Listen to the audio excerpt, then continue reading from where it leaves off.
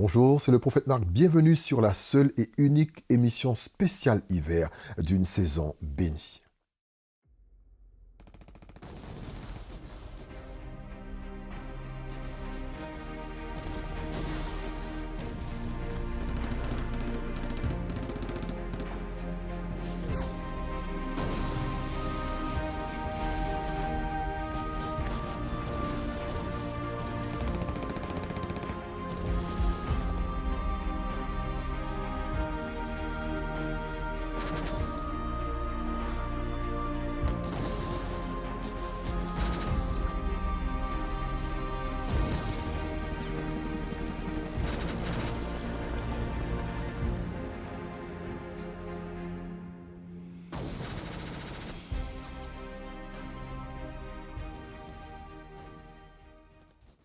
Pour toutes les personnes qui me rejoignent pour la première fois, je vous invite à vous rediriger vers la playlist Une saison bénie et vous pourrez bénéficier de tous les enseignements qui ont déjà été donnés et vous serez ainsi bénis.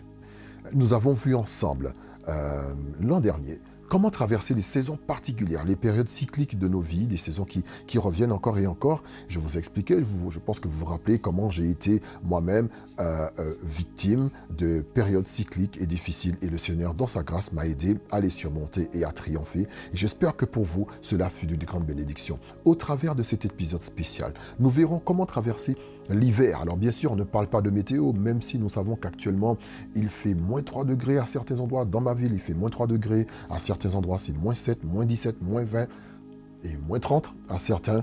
Mais l'idée, c'est de savoir comment, qu'est-ce que l'hiver dans notre vie, l'hiver spirituel ou l'hiver tout simplement psychologique, comment traverser cette période. Alors on va plutôt parler de choses spirituelles parce que je ne fais pas de psychologie. Comment traverser ces périodes. Et aujourd'hui, je vais partager avec vous juste deux clés. Deux clés qui vont vous aider à identifier et à traverser ces moments difficiles.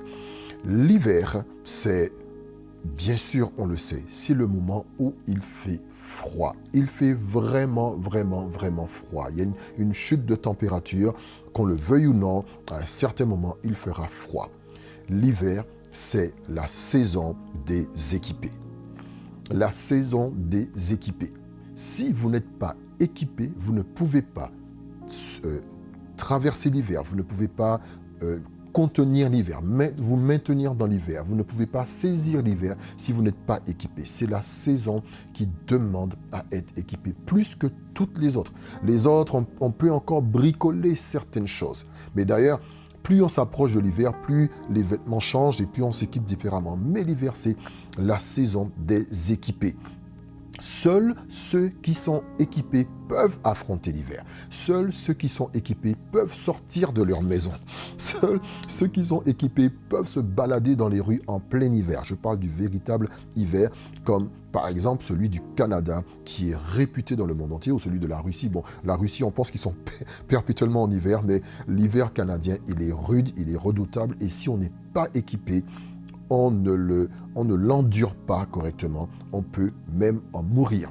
Je me rappelle un ami qui me disait, dans mes anecdotes, vous vous rappelez, j'avais été au Canada, et un ami qui me racontait que même parfois vos cils pouvaient avoir comment dire ça, faisait tellement froid que vos cils pouvaient geler, ou si vous étiez enrhumé, que voilà, tout est gelé très rapidement. Un petit enfant qui fait pipi dehors, hop, c'est gelé.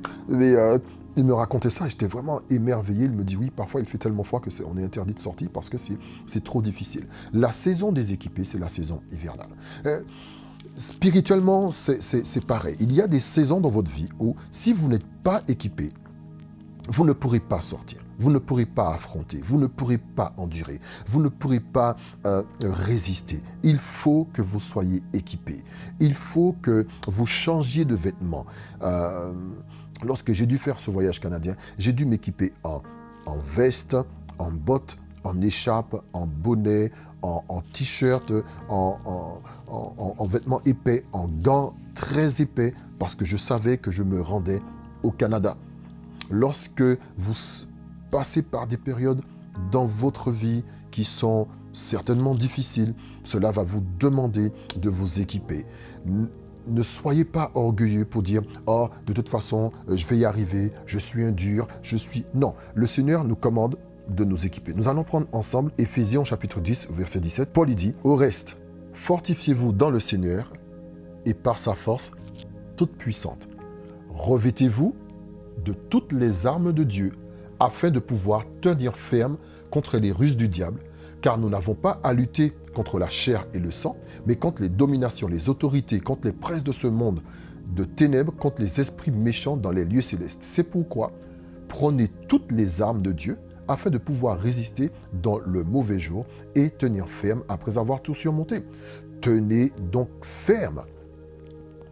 Ayez à vos reins la vérité pour ceinture, revêtez la cuirasse de la justice, mettez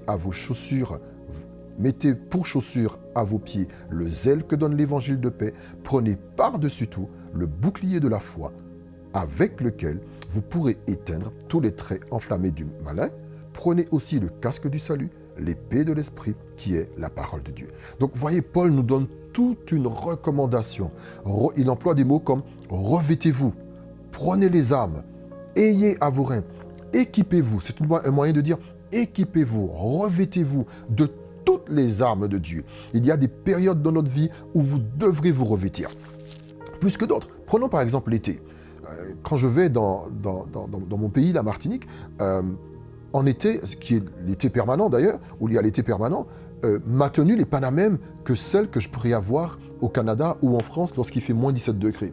Pour pouvoir affronter certaines saisons, il faut que tu sois équipé spécialement. C'est la raison pour laquelle j'ai dit que l'hiver, c'est la saison des équipés. Il faut que nous soyons équipés. Revêtons les armures de Dieu, revêtons toutes les armes de Dieu afin de tenir ferme contre quoi? Contre les ruses du diable. Un soldat n'est pas en permanence équipé. Un soldat n'est pas en permanence équipé, mais il a son équipement toujours prêt à côté de lui, au cas où il faudrait en cas de danger. En cas de danger, il va se revêtir rapidement, il prendra rapidement son arme, il mettra rapidement son casque et il partira au combat. Nous devons être équipés. Ne minimisez pas ce passage d'Éphésiens chapitre 6 au verset 10. Ensuite, il dit, prenez toutes les armes de Dieu afin de pouvoir résister dans le mauvais jour. C'est comme si je vous disais, prenez des bottes, prenez des gants afin de pouvoir résister en hiver et que vous me disiez, non, c'est bon. C'est bon, de toute façon, j'ai l'habitude, ça va aller. Non, c'est une bonne question d'habitude. Parce qu'il y a des saisons qui changent et il faut que tu identifies qu'il y a une saison dans ta vie où les choses commencent à chauffer. Et tu le vois. Tu vois lorsque la température baisse, tu vois, il y a des indicateurs spirituels. Il y a des choses que Dieu donne. Il faut que tu sois sensible. Lorsque tu vois, par exemple, que le comportement de telle personne dans ton travail commence à changer, le patron, les choses commencent à être un peu bizarres, le comportement de ton enfant commence à changer, ou tu sens que toi qui étais force de proposition au sein de ton équipe ou de ton église, que les choses changent, il y a quelque chose, l'atmosphère change, la température change, il faut que tu t'équipes. Lorsque tu sens, mettons, que ton emploi est menacé, que ton mariage est menacé, que dans ton travail tu es menacé, que tes enfants sont menacés, il faut que tu t'équipes.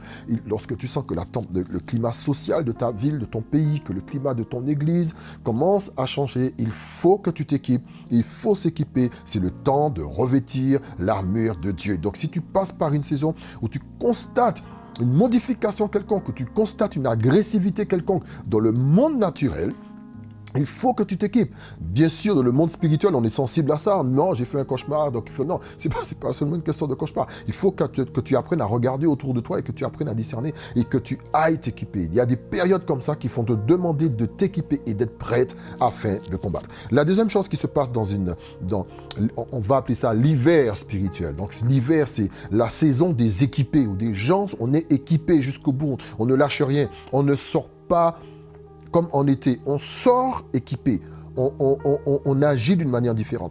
La deuxième chose qui se produit, c'est, dans l'hiver spirituel, c'est la saison des apparences trompeuses. C'est ce qui va te permettre d'identifier quand tu es dans l'hiver spirituel. L'hiver spirituel, c'est la saison des apparences trompeuses. La saison des apparences trompeuses. Je me rappelle une fois, nous avons eu un parent à la maison qui est venu, ça devait être maman. Il faisait un beau soleil. Elle dit, mais il fait beau, il y a un beau soleil. Allons se promener. Mais oui, il n'y a pas de problème. Allons-y. Allons-nous, promenons-nous. Lorsque nous sommes sortis, au bout de 3 minutes, top chrono. Elle a eu tellement froid qu'elle s'est dit, mais je ne comprends pas, j'ai vu le soleil, je croyais qu'il faisait chaud. Et là, elle a découvert qu'il peut avoir le soleil et faire froid. Apparence trompeuse. Il y a du soleil, tu regardes, tu es chez toi, tu es au chaud chez toi, tu regardes à l'extérieur, il y a du soleil, tu penses qu'il fait chaud dehors, et lorsque tu sors, tu constates qu'il fait moins 3 degrés, il fait froid. Apparence trompeuse. Tu rencontres une personne dans un groupe, vous parlez, et tu es dans ton contexte, tu es bien au chaud, tu es au chaud dans ta foi, tout est bien au chaud, et tu parles avec quelqu'un, tu discutes avec une personne, tu la vois dans un groupe, tu penses que tu vois quelque chose qui rayonne, tu penses que c'est chaud, tu penses que la personne a une foi qui est chaude, qui est brûlante, et lorsque tu t'approches d'elle, lorsque tu côtoies cette personne, tu constates que c'est froid. Tu vois une assemblée par Internet, par YouTube, tu vois que les choses sont bien, ça a l'air chaud, et puis lorsque tu t'approches, lorsque tu rentres, tu découvres en réalité que tout est froid, que les cœurs sont froids, que tout ce que tu vois, c'est de l'apparence, les apparences trompeuses. Les apparences trompeuses te montrent que tu es dans une saison d'hiver. Et il faut que tu fasses attention aux apparences trompeuses. Il faut que tu te protèges à ce moment. Tu laisses les personnes là où elles sont, tu restes à ton endroit et tu conserves ta foi. Cette parole, c'est pour quelqu'un aujourd'hui. Fais attention aux apparences trompeuses. Aux apparences trompeuses. Les situations qui semblent être ensoleillées, et puis lorsque tu y vas, tu constates que c'est froid. On t'a promis un poste, on t'a promis un poste, un bon boulot, on t'a fait une description du tonnerre. Et lorsque tu arrives à l'endroit pour juste visiter, tu découvres que c'est froid. Tu découvres que les gens ne sont pas accueillants. Tu découvres que les gens ont des tendances un peu étranges, racistes ou moqueurs. C'est froid. Les apparences trompeuses. Deuxième chose, au niveau des apparences trompeuses, on reste dessus. Blanc, mais dangereux. Blanc, mais dangereux. En hiver, tout est blanc, mais cela peut être dangereux. Lorsque vous allez sur les montagnes en hiver, une belle montagne qui est enneigée, elle est magnifique, vous avez envie de skier, vous prenez vos affaires de ski, vous allez vous monter et vous commencez à skier. Soudainement, vous entendez un bruit derrière vous, vous regardez, il y a une avalanche qui descend. Blanc, mais dangereux. Vous voyez la neige comme ça à la télé, vous dites j'irai dans ce pays, j'irai à New York, j'irai au Canada, je prendrai ma voiture et j'irai rouler avec mes amis, on va se balader, on va se promener. Et lorsque vous allez dehors, vous vous rendez compte que vous ne pouvez même pas ouvrir votre voiture parce qu'elle est recouverte de 2,50 m de neige. Blanc, mais dangereux. Vous roulez, vous arrivez à prendre la voiture, vous partez, vous roulez, et subitement, boum, vous tombez. Et la voiture est penchée sur les côtés. Vous n'aviez pas vu le caniveau, pourquoi? Parce que c'était recouvert de blanc, mais dangereux. Vous avez rencontré cette personne, elle est intéressante. Et puis lorsque vous commencez à parler avec elle, plus vous parlez avec elle, plus vous découvrez que c'est blanc, mais dangereux. Et je vous fais grâce de tous les détails, de tous les exemples. Je sais que vous avez compris. Ce n'est pas tout ce qui est blanc qui est nécessairement pur, qui est nécessairement sain. Je ne parle pas de la couleur de peau, je parle d'une situation. C'est blanc, mais cela peut être dangereux. Lorsque tu n'as pas de connaissance de ce qu'il y a en dessous, cela peut être dangereux. Et la dernière chose qu'il y a en hiver, un fait qui peut être assez remarquable lorsqu'on le voit pour la première fois, c'est qu'il y a beaucoup de personnes dehors, mais tout le monde est pressé. Il y a beaucoup de personnes dehors qui font leurs affaires, mais tout le monde est pressé.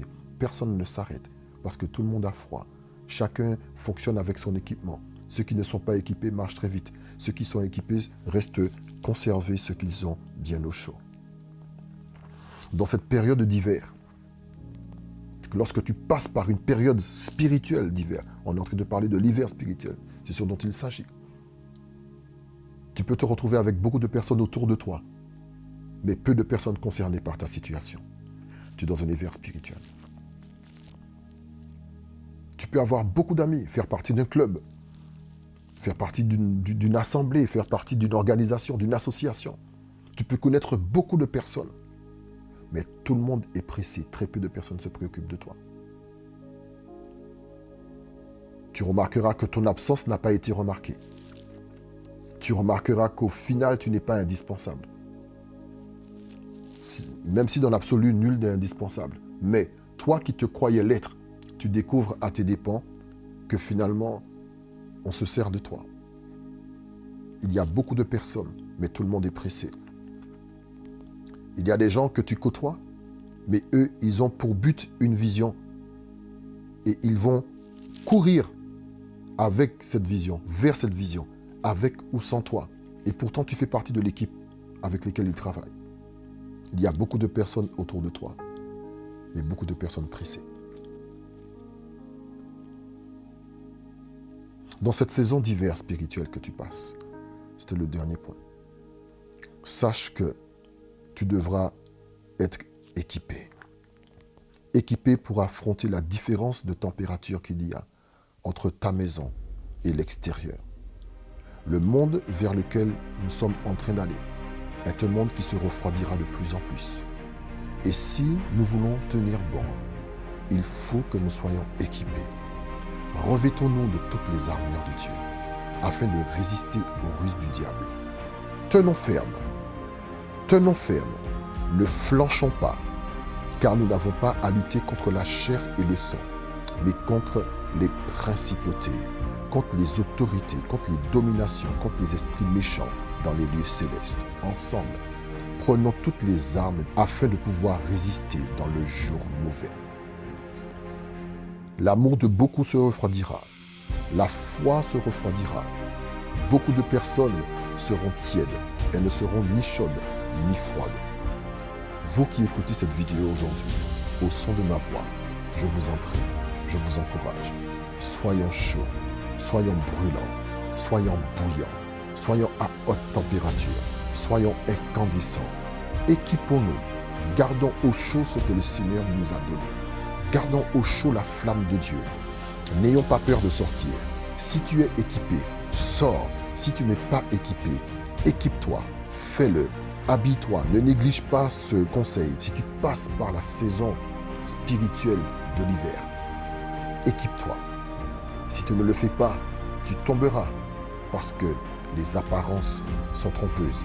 Il peut y avoir du soleil et ne pas faire chaud. Les choses sont blanches, mais elles peuvent être dangereuses parce qu'en dessous, il y a des trous, parce que ça glisse, parce que parfois, tu peux être désabusé, trompé à cause des apparences qui sont trompeuses. Il y a beaucoup de personnes qui sont autour de toi, mais beaucoup de personnes qui sont pressées. Donc très peu de personnes qui s'intéressent à toi. Et vous allez voir que plus nous allons, plus il y a du monde qui s'agite. Et tout le monde est pressé, tout le monde est préoccupé. Mais toi, concentre-toi. Concentre-toi sur le grand prix. Concentre-toi sur la récompense.